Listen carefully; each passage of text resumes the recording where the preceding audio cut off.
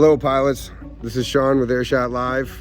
Today we're going to be going over doing a basic 3D model, the workflow on how to perform this flight using a DJI Mavic Mini 4 Pro. We'll go over the details, the setup, and the actual flight process. See you soon.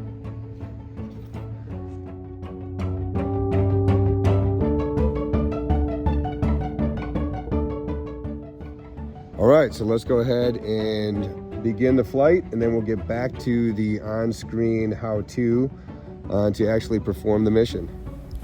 All right, so before we begin, we're going to go over the safety section to make sure we've got all our settings correct.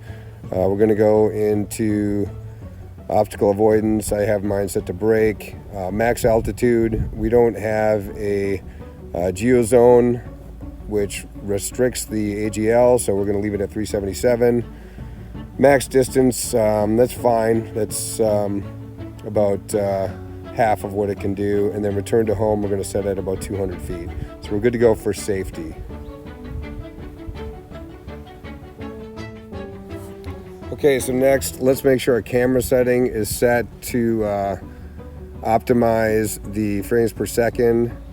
This captures the maximum amount of data that we can get, so we're going to go ahead and go into our video.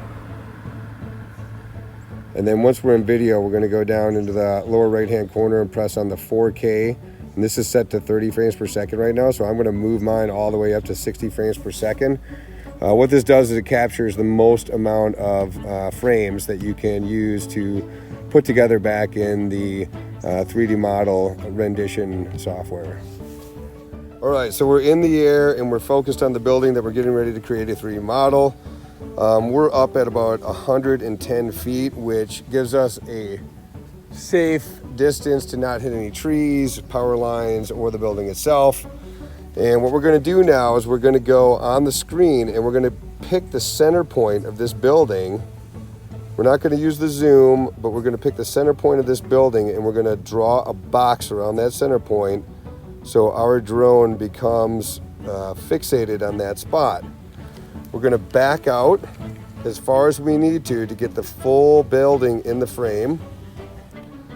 We're going to adjust down so the horizon is just at about 5%, maybe even 5 or 10%. And then what we're going to do is we can see in the bottom section in the center, we've got the active track, spotlight, and point of interest set. So what we're going to do is we're going to go ahead and hit the point of interest, and we're going to set this to fast. We want this to go around. The reason why is we want to get a fast, quick video of this building. We don't want it to go over 3 minutes, because what DJI does is it splits it into multiple videos then. So we want to try to pack this into one video, and we're going to go ahead and increase the speed, hit go. And then once we're moving and we have it fixated, we might have to realign and readjust the gimbal. So we're back at about 5%, and we're going to go ahead and hit record. Once we start recording, we want to go around a full 360 around the building without adjusting or changing the gimbal or adjusting the drone itself as far as its height or elevation.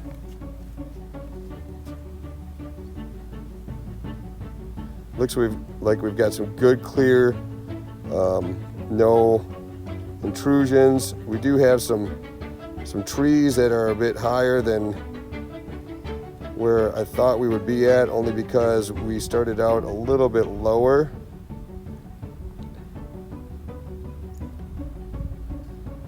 These trees will show up in the model.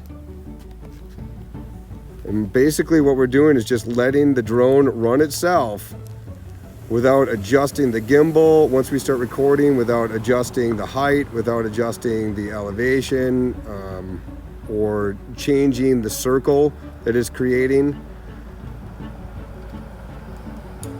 And then once we get around to the point that we had started at and we've created a full 360, which you can actually look on your on-screen map.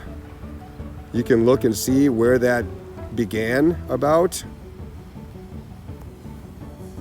I usually go by eye because I don't always start the recording exactly where I start the 360.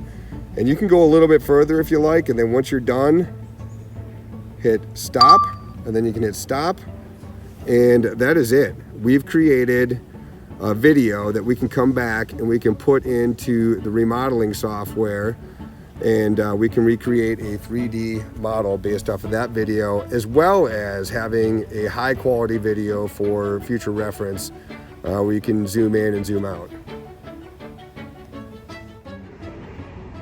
All right, so here we are. We've completed the very basic workflow of generating a visual 3D model, not a 3D model that we can use for surveying or that has GNS capability and remodeling as far as centimeter level accuracy, but a visual 3D model that we can recreate to go back in, zoom, and create some marketing information, as well as have some good tools to go in and actually inspect the building for later.